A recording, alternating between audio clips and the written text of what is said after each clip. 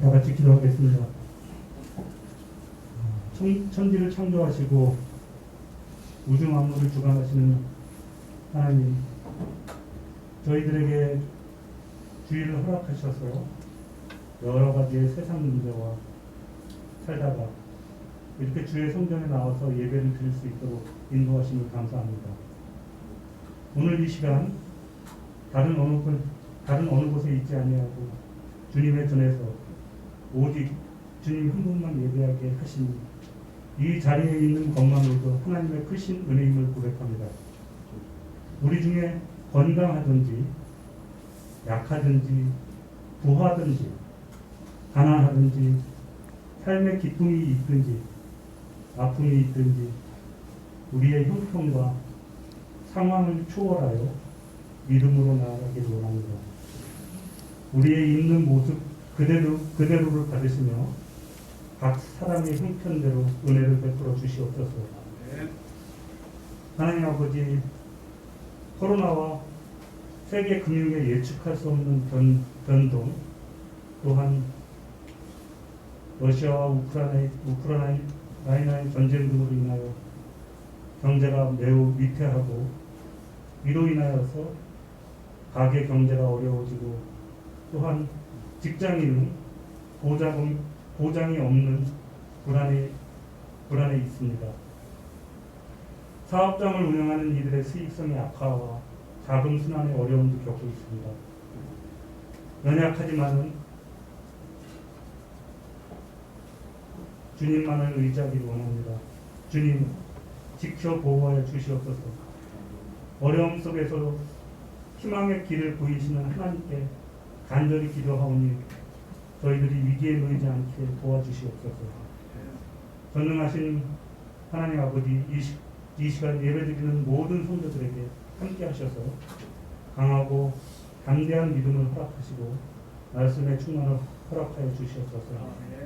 여러 가지로 세상에 시달리며 고민과 근심에 빠져있는 성도들이 있사오니 그들의 무거운 짐을 주님께서 맡아주시옵기를 바랍니다.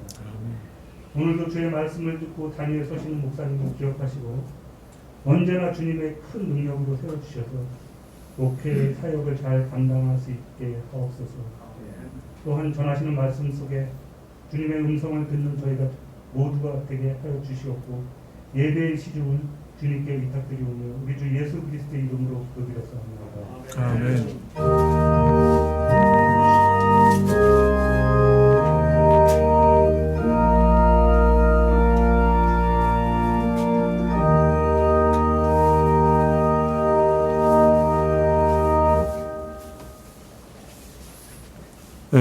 말씀은 욥기 3장 23절부터 26절까지 말씀입니다.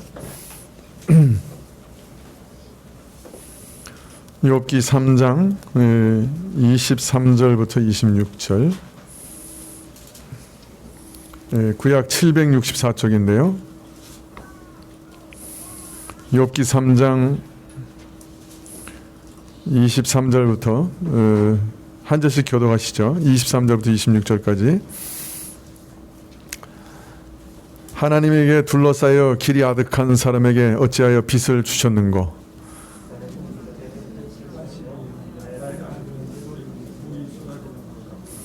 나의 두려워하는 그것이 내게 임하고 나의 무서워하는 그것이 내 몸에 미쳤구나. 평강도 없고 안온도 없고 안식도 없고 고난만 임하였구나. 참 욥이 가진 특성 있죠. 죄송합니다. 매일 이래요. 은혜구역 특성이 있습니다.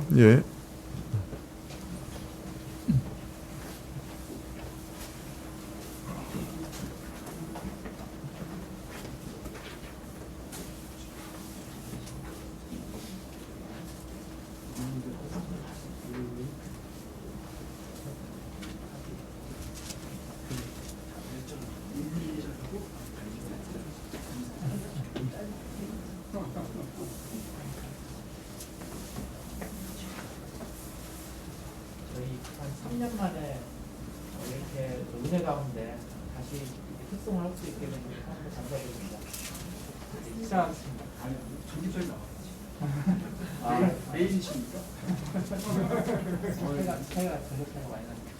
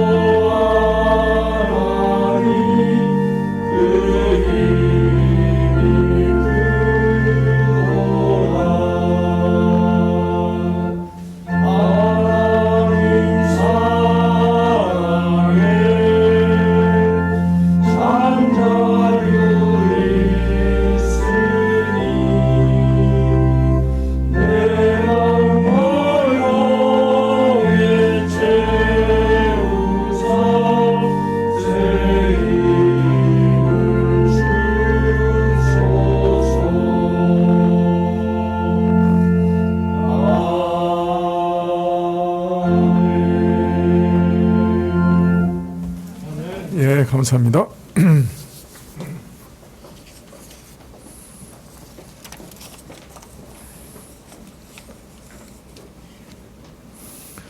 욥의 믿음은 참 대단한 믿음이었죠.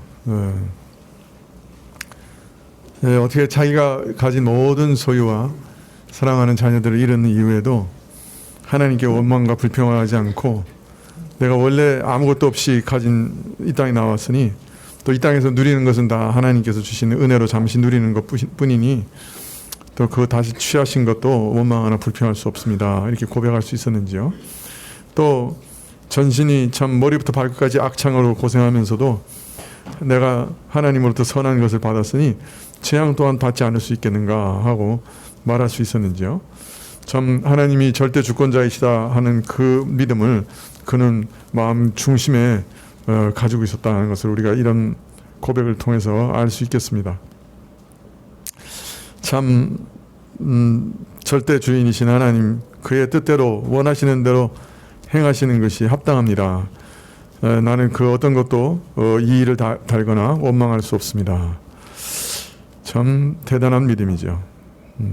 그렇지만 이 믿음이 참 믿음 경건과 참 그 순종의 필수 불가결한 요소요, 근본적인 토대이긴 했지만은 이 믿음이 신자가 가져야 할 믿음의 전부는 아니었습니다. 더 필요한 것이 있었죠. 욥이 이런 믿음으로 하나님을 경외하는 자세에서 벗어나지 아니하고 여전히 믿음과 경건을 붙들 수는 있었지만은 그가 참 좀 더 나아가지 못했기 때문에 평안과 위로를 얻지는 못했습니다. 그래서 심각한 내적 갈등과 고통을 겪을 수밖에 없었던 거죠. 그래서 욥은 끝내는 참 자기가 태어난 날을 저주했습니다. 참 내 난 날이 저주를 받았으면, 멸망했으면 참 좋았을 뻔했다. 심지어는 그 허무와 절망 가운데 차라리 죽었으면 좋겠다까지 외치게 된 거죠. 예. 오늘 말씀은 무엇이 욥이 이처럼 그 허망한 가운데, 절망 가운데 좀 차라리 죽었으면 하고 말하게 만들었는지 말하고 있습니다. 23절에 하나님에게 둘러싸여 길이 아득한 사람에게 어찌하여, 원문은 여기서 끝나요. 그러니까 다른 말하면 하나님께서 둘러싸여 길이 아득한 사람에게 하고 끝납니다. 그러니까 그 다음에 사실은 그거는 이제 위에 있는 말을 반복해서 이게 하는 그 어구이기 때문에 위에 있는 맨 처음에 말을 이렇게 빌려온 거예요. 그래서 사실은 하나님에게 둘러싸여 길이 아득한 사람에게 하고 이제 외치고 있습니다. 그러니까 풀어서 설명하면 하나님에게 둘러싸여 길이 아득한 사람처럼 느끼는 사람에게 어찌 생명을 계속 주시는가, 그런 말이죠. 어째 지금까지 살려주시는가. 자, 욥이 자기 처지에 대해서 오늘 뭐라고 얘기합니까? 자기 길이 숨겼고, 아득한 사람은 길이 아득하다는 말이 원래는 길이 숨겼다는 말입니다. 길이 숨겼고 하나님에 둘러싸였다. 하나님께서 그를 에워싼 형편이다. 이제 그렇게 말하고 있는 것이죠. 그래서 참 욥은 지금 어떻게 생각하고 있냐면 자기 길은 숨겨졌고 자기는 지금 하나님으로부터 사방에서 우겨쌈을 당하고 있는 형편이다. 이렇게 여기고 있는 것이죠. 첫 번째로 욥이 절망한 건 그럼 뭐예요? 뭐 때문에 절망한 거예요? 자기 길이 숨겨졌다. 그 이유 때문에 지금 절망하고 있는 겁니다. 자기가 지금 당하고 있는 일, 자기 인생에 지금 가는 길 도저히 이해가 안 돼요. 왜 이런 일을 당하느냐고. 욥이 정말 고통스러운 거는 그 모든 것을 다 상실했다는 상실감, 또 자기가 머리부터 발끝까지 지금 악창을 막 때문에 고통스러워하고 막 기어창으로 긁고 있는 거, 이런 육신의 고통, 이게 진짜 제일 고통스러운 건 아니었어요. 이것도 다 너무 고통스럽고 뼈 아픈 일이지만은 진짜 고통스러운 거는 아니 내가 도대체 왜 이런 일을 당해야 되느냐 말이에요. 이 환난의 목적을 이해할 수가 없고 이유를 알 수가 없고 의미를 알 수가 없어요.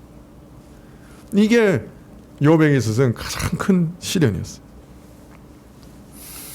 하나님에 대한 절대적인 충성, 절대 주권에 대한 믿음, 이런 것으로 견뎌냈지만은 이 믿음만으로는 이 시험과 고난 가운데 위로와 평안을 얻을 수는 없었어요. 왜 이런 일이 일어나는가? 무슨 의미가 있는가? 왜 허락하셨는가? 이에 대한 대답을 얻을 수 없으면 이 삶의 의미가 없잖아요. 지금까지 살아온 삶의 의미가 없는 것 같아요.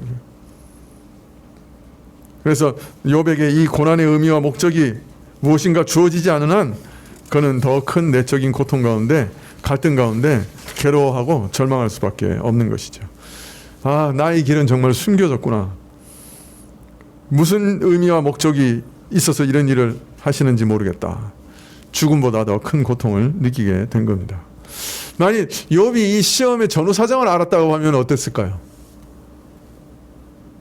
아마 이 시험이 아마 오히려 싱겁게 끝났을지도 몰라요. 그죠? 아, 이게 참, 이게 참, 아무 이유가 없는데 자기 자신에게는 오히려 욥의 자신의 믿음이 경박한 것이고 이기적인 것이라고 사단이 주장했고, 사단이 원래 그런 애니까, 내가 사단을 대적하기 위해서 이제 더욱 하나님을 굳게 붙잡아야 되겠다. 이렇게 끝났을 거예요. 또 어떤 면에서는 이런 마귀의 시험이라고 하면 하나님의 의로운 종으로서 마땅히 감당해야 될 일이기 때문에 용기와 믿음 가운데 내가 감당해야 되겠다. 그러고 끝났을 거예요. 그런데 사실은 이 모든 일들은 욥에게는 감춰져 있었고 욥이 아무리 생각해봐도 이 일의 목적과 의미를 알 수가 없고 그래서 욥이 절망을 했던 거죠. 두 번째 욥이 절망한 이유는 자기가 당한 일이 하나님이 그렇게 하신 거라고 생각했기 때문이에요. 그거 맞죠? 어떤 면에서. 하나님께서 나를 사방에서 에워싸고 계신다. 예. 사방에서 에워싸서 나를 꼼짝 못하게 만드신다. 사면초가의 상황 속에서 나를 밀어넣었다. 참 욥은 자신이 당한 그 기가 막힌 처지가 사실은 하나님께서 허락하신 것이고 하나님이 하시는 거다. 이렇게 생각한 거예요. 이런 생각은 사단에게 이런 시험을 허락하신 배경을 욥이 그 당시에 잘 알았기 때문이라기보다는 그가 오랫동안 하나님을 경험하면서 자기 삶 속에서 하나님의 손길이 안 미친 곳이 없다는 것을 잘 알았기 때문이었을 거예요. 오랫동안 하나님이 축복하시는 그 삶 속에서 참 하나님이 허락지 아니하시면 자기 머리카락 하나도 땅에 떨어지지 않는다는 것을 경험적으로 알고 있었을 거예요. 세밀한 보살핌 가운데 자기가 지금까지 살아왔다는 것을 그 경험 가운데 알아왔던 거예요. 그 연륜 가운데 확신하고 있었던 거죠. 자, 이런 삶과 이런 경험에서 자기에게 하나님 허락 없이 하나님의 시선에서 벗어난 일들이 일어날 수 있으리라고 생각하지 못했던 거예요. 그런 하나님께서 자기 백성을 철저하고 완벽하게 보호하시고 지키신다는 사실을, 머리카락 하나 떨어지는 것도 하나님이 허락하셔야만 되어진다는 사실을 말씀으로나 경험으로나 알고 있었던 거죠.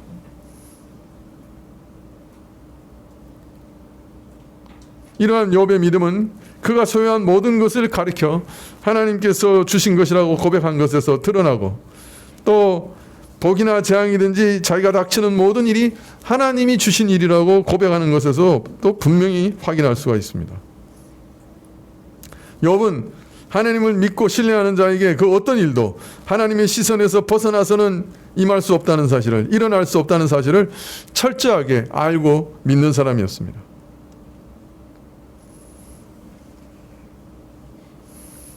근데 이게 이제 지금은 역으로 큰 문제가 된 거죠.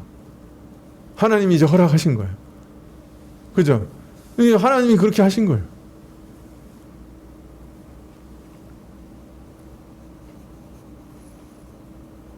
네.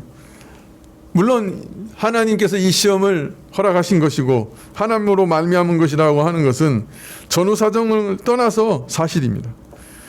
마귀의 도전이 계기가 되었지만 하나님이 친히 먼저 마귀에게 욥을 보라고 제시하셨고, 마귀가 이러한 재앙을 욥에게 주도록 허락하신 분도 하나님이시고, 그래서 욥에게 이런 환난이 닥쳤던 것이죠. 따라서 전후 사정을 알지 못한다고 해도 하나님께서 이 고통과 환난을 내게 닥치게 하셨다. 그러한 이해는 올바른 이해라고 할 수 있겠죠. 자, 그런데 그것이 지금은 이제 큰 문제가 된 거죠. 하나님이 친히 행하신 일이다. 근데 그 의미는 내가 모르겠다. 이렇게 된 거죠. 세 번째로 욥이 절망한 것은, 하나님께서 그러면 왜 이런 일을 허락하셨는가? 욥 나름대로 어떤 결론을 내린 거예요. 이 일이 뭘 의미하는가 하는 것을 욥 나름대로 자기가 또 결론을 내렸어요. 이것은 하나님이 나를 사방에서 에워싸서 꼼짝할 수 없게 만드신 거야 라는 결론이 된 거예요. 물론 완벽한 답변은 아니지만 적어도 하나님께서 나를 에워싸고 계신다. 자, 이거는 나중에 6장 4절에 보면 이렇게 얘기합니다. 전능자의 살이 내 몸에 박히며 나의 영이 그 독을 마셨으니 하나님의 두려움이 나를 엄습하여 치는구나. 즉 하나님의 기묘한 결정과 사단과 하나님 사이에 일어난 일을 모르는 욥에게는 이 일을 이렇게 생각할 수밖에 없었던 거죠. 아, 이거는 하나님이 나를 치시는 거야. 나를 에워싸서 꼼짝달싹 못하게 하시는 거야. 이렇게밖에 이해할 수밖에 없는 거죠. 지금 일어나는 일은 욥이 하나님의 은혜와 사랑을 받는 자라고 하는 사실을 철저히 부정하는 일이었어요.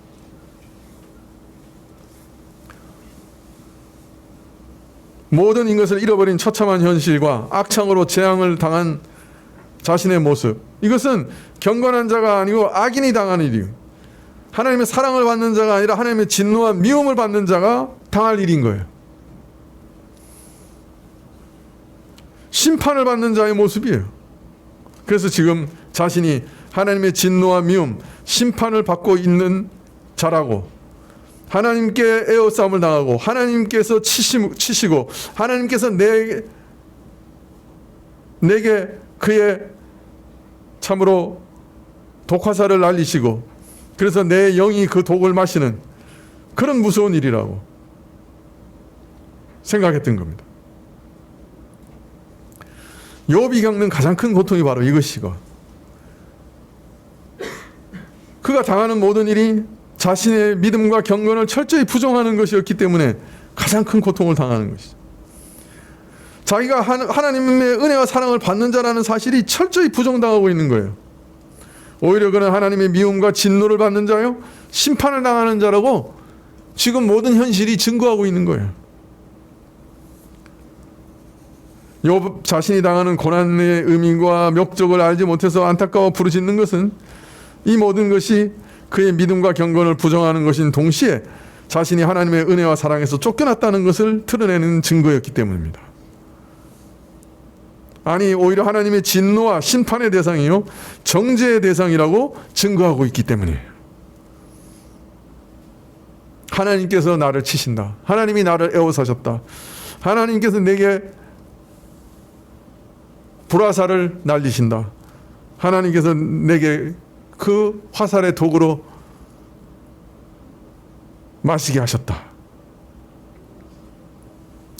나를 이제 그 존전에서 부인하시고 나를 그 앞에서 쫓아내신다. 내게 모든 은혜를 거두어 가셨고 이제 나를 대적하고 계신다. 하나님이 자신을 대적한다는 이 사실이 그의 모든 육신의 고통보다 모든 상실의 고통보다 더 무섭고 고통스러운 것이었다. 하나님이 나를 대적하신다는 그 말이 그 사실이 욥에게 왜 고통스럽고 가장 절망스러운 일이었을까요? 사실은 욥에게는 하나님 그분이 전부였기 때문에 그렇습니다. 하나님은 욥에게 있어서 그 모든 소유보다 더 소중한 분이셨어요. 그의 생명보다 더 소중했고 그의 사랑하는 자녀들보다 더 귀중했어요. 그래서 그 모든 것을 잃고서도 하나님을 버릴 수는 없었어요. 하나님을 붙드는 믿음과 경외를 잃어버릴 수는 없었던 거예요. 욥의 진정한 소유, 욥에게 참으로 유일한 것이 바로 하나님이 자신이었기 때문이에요. 자, 그런데 그 생명보다 소중한 하나님께서 내게 재앙을 내리신다, 나를 미워하고 계신다, 나를 에워싸고 치신다, 나를 대적하신다, 나를 심판하신다, 그렇게 생각하고 있으니 그보다 더 무서운 건 없고 그의 삶의 의미를 송두리째 무너뜨리는 것도 그보다 더 큰 것도 없는 거죠. 재앙으로 인한 고통 그 자체보다도 이것이 하나님이 나를 치신다는 사실이 더 괴롭고 두려운 것이었습니다. 이 재앙은 하나님에 대한 나의 믿음과 사랑을 부정하고 내게 베풀어 오셨던 하나님의 은혜와 사랑을 이제 부정하는 것이기 때문에 견딜 수 없었던 것이죠. 이제까지 하나님께 속한 그 은혜의 삶, 하나님과 함께 동행해온 그 모든 삶의 의미가 생명의 관계가 송두리째 부정당하고 있는 것이기 때문에 견딜 수가 없었던 것입니다. 이처럼 욥은 하나님이 주신 절망과 두려움과 외로움 가운데, 이런 절망과 두려움과 외로움의 무서운 감옥 가운데 그것에 에워싸여서 낙심의 깊은 수렁에 빠져들어갔습니다. 문제는 이 함정에서 빠져나갈 길을 알지 못했고 그 길이 존재하지 않는 것처럼 보였습니다. 더 이상 어디서도 길을 발견할 수가 없는 것이죠. 그래서 24절에 나는 먹기 전에 탄식이 나며 나의 앓는 소리는 물이 쏟아지는 것 같구나. 나의 두려워하는 그것이 내게 임하고 나의 무서워하는 그것이 내 몸에 미쳤구나. 욥이 두려워 몸소리치며 절망 가운데 부르짖었던 그것은 생명보다 소중하신 하나님이, 전부이신 하나님이, 내 유일한 소유이신 하나님이 나를 대적하신다. 내 생명을 바쳐 믿고 신뢰하고 의지하는 바로 그분이 내 믿음을 부인하신다. 내 경건을 부인하신다.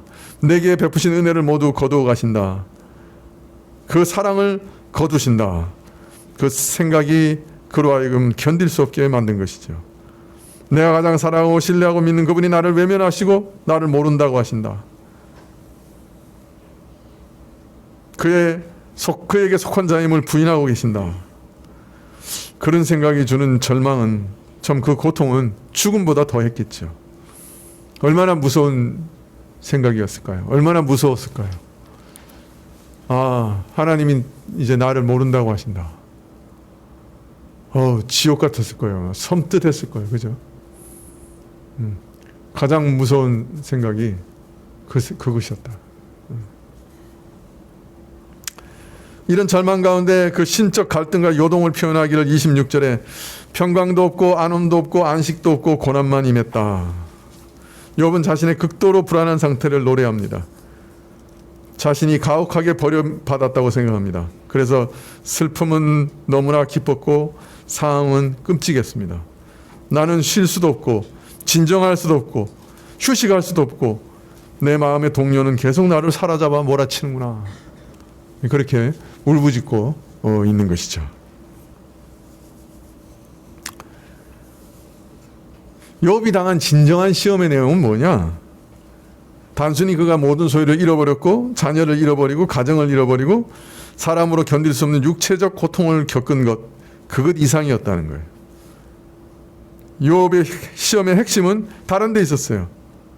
그가 회의와 절망 가운데 자신의 생일을 저주하게 된 이유는, 첫째는 자신의 길이 숨겨져 있었기 때문에, 내가 왜 이런 일을 당하는지 알지 못했기 때문에, 두 번째는 자신이 당한 일이 하나님이 하신 일이라고 생각했기 때문에, 셋째는 그에게 있어서 가장 귀중한 분이신 하나님이 자신에게 진노하시고 자신을 심판하시고 대적하시고 쫓아내시고 사랑을 끊어버리셨다는 생각 때문에, 그건 하나도 이제 아무것도 붙잡을 게 없는 거예요.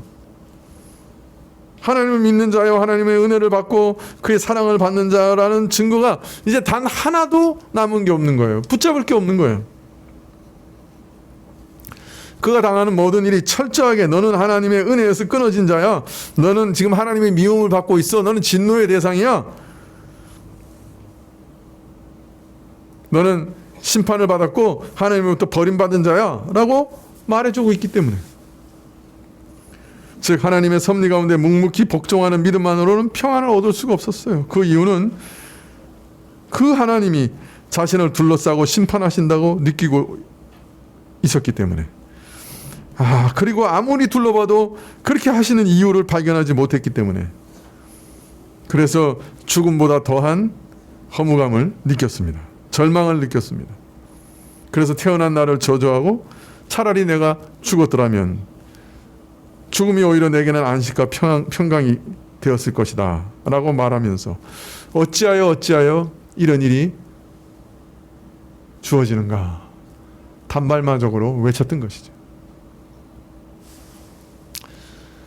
여러분 어떻습니까?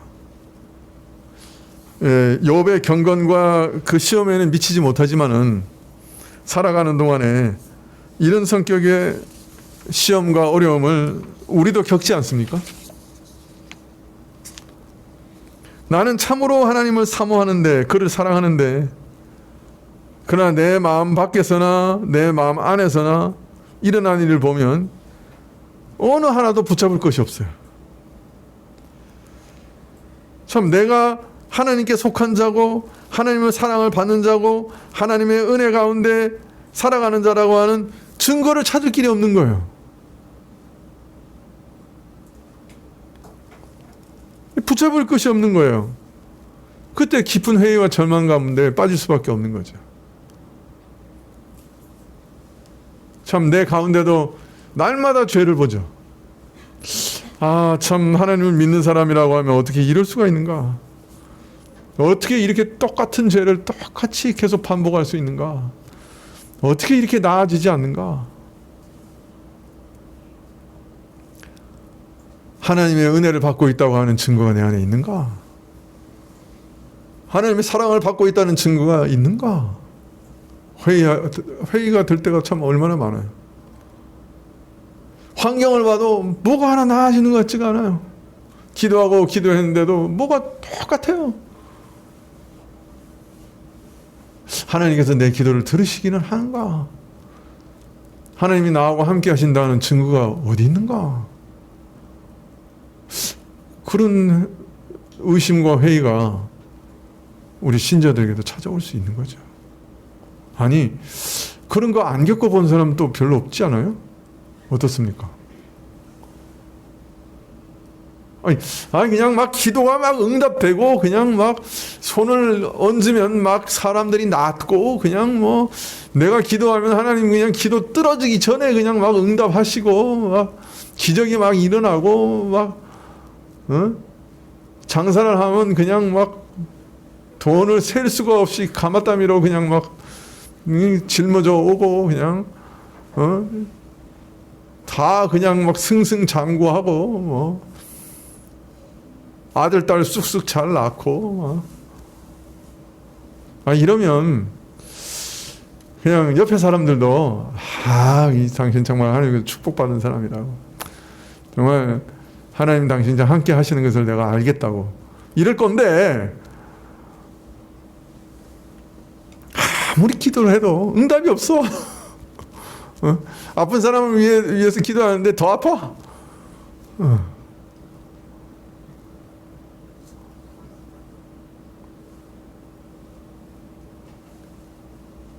나라를 위해서 기도해도 내가 기도하는데 응답이 거꾸로 떨어져. 이웃을 위해서 기도하는데 응답되는 게 아니고 오히려 더 악화돼. 그러면서 뭘 성숙해 가는 것도 아니고 그냥 날마다 죄만 보이고 아무리 둘러봐도 이게 믿는 사람의 증거가 나타나는 건가? 이게 정말 하나님 복받은 사람의 삶인가? 그런 시험에 우리가 자주 들죠, 사실. 난 분명히 하나님을 사랑하는 것 같은데, 난 분명히 하나님께 매달리고 있는데, 나는 분명히 그를 사모하는데, 나는 그분 없이는 못 사는데, 근데 하나님이 나를 도와주시는 것 같지는 않아요.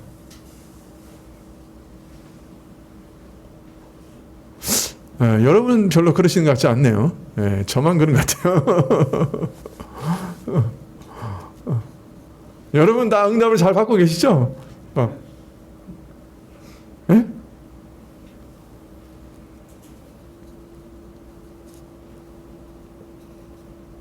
여러분 근데 이 사실 아세요? 예수님께서도 요하고 똑같은 고난 당하신 거 아세요?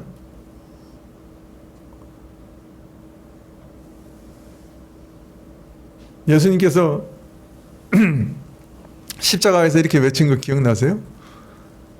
하나님, 하나님, 왜 나를 버리시나요? 하나님, 하나님, 왜 나를 버리십니까? 엘리, 엘리, 라마, 사박다니.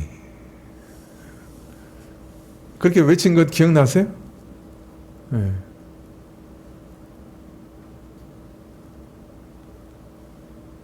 우리 예수님도 이와 비슷한 시험을 받으셨어요.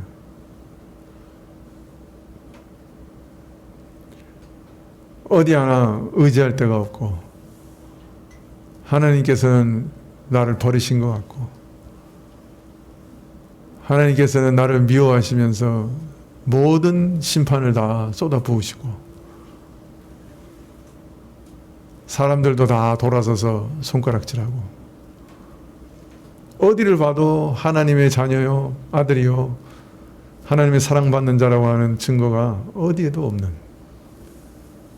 그 어둡고 캄캄한 십자가 위에서 하나님, 하나님, 왜 나를 버리십니까? 처절하게 고백하셨던 분이 계세요. 그분이 우리를 도우시는 분이십니다. 그분은 이런 절망감이 뭔지 정말 아시는 분이셨어요.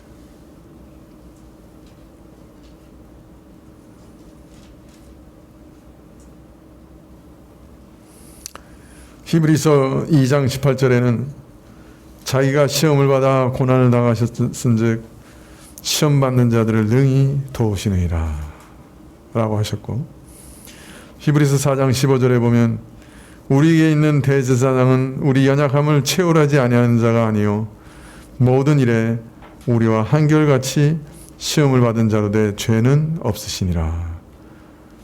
그러므로 우리가 긍휼하심을 받고 때를 따라 돕는 은혜를 얻기 위하여 은혜의 보좌 앞에 담대히 나아갈 것이니라. 그렇게 말씀하셨습니다.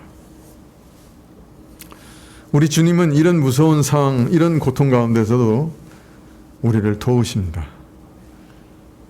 여러분, 하나님을 사랑하십니까? 여러분, 하나님 의지하십니까?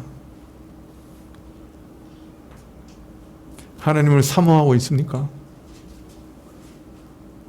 하나님의 도우심을 정말 바라고 있습니까? 그렇다면 낭망하지 마세요.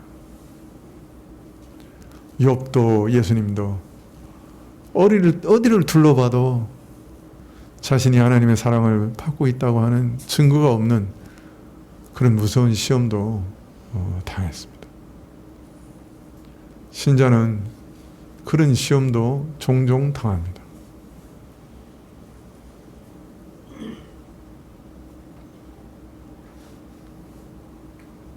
그러나 하나님 어찌하여 나를 버리십니까? 라고 부르짖었던 바로 그분이 바로 우리 곁에 계십니다. 정말 우리 가운데 도우십니다. 이런 시험 말고 또 어떤 시험, 어떤 고난이라도 함께 계십니다. 시험의 때에 우리를 도우십니다.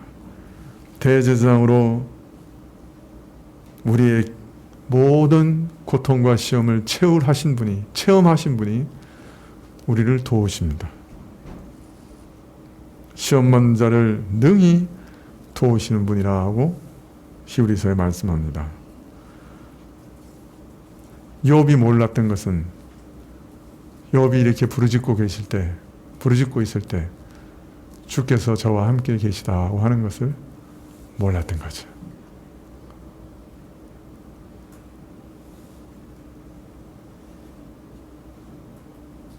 환난과 핍박과 적신과 고난과 고통이 하나님의 사랑에서 결코 우리를 끊어낼 수 없다 하는 믿음이 욥에게 없었던 거죠.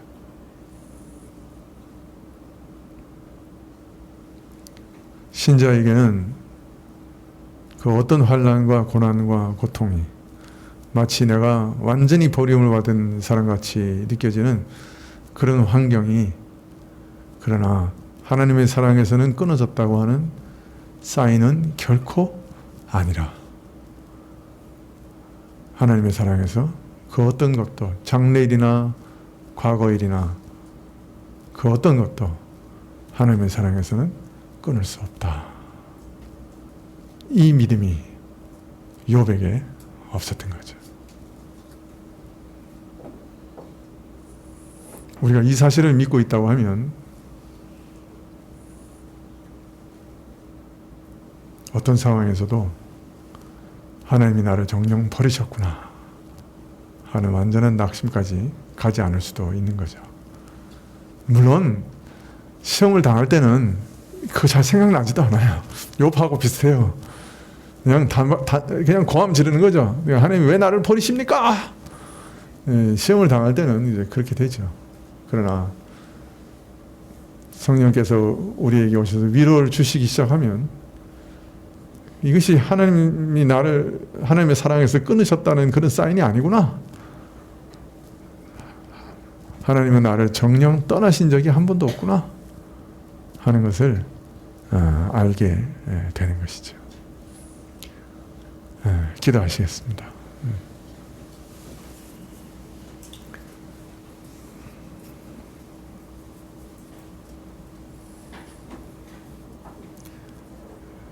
우리 주께서 우리를 위해 끊어지셨기 때문에 우리는 어떤 상황, 어떤 환경 가운데서도 끊어지지 않고 영원히 하나님의 손안에 있음을 믿게 하여 주십시오. 그리스도께서 버림을 받으셨기 때문에 우리는 영원히 버림을 받지 않는 것을 믿게 해 주십시오. 혹 욥처럼 사방을 둘러봐도 하나님의 사람이라는 아무 증거 없어도 내가 예수님을 믿고 사모하며 의지하면, 그 믿음이 있는 사람이라고 하면 영원히 버림을 받지 않고 주의 사랑에서 결코 끊어지지 않을 것임을 믿게 하여 주시옵소서. 예수님의 이름으로 기도합나이다. 아멘. 예, 주님 가르치신 기도로 예배를 마치겠습니다. 하늘에 계신 우리 아버지시여, 이름이 거룩히 여김을 받으시오며 나라의 마옵시며 뜻이 하늘에서 이룬 것 같이 땅에서도 이루어지이다. 오늘날 우리에게 일용할 양식을 주옵시고 우리가 우리에게 죄 지은 자를 사하여 준 것 같이 우리 죄를 사하여 주옵시고 우리를 시험에 들게 하지 마옵시고 다만 악에서 구하옵소서. 대개 나라와 권세와 영광이 아버지께 영원히 있사옵나이다. 아멘.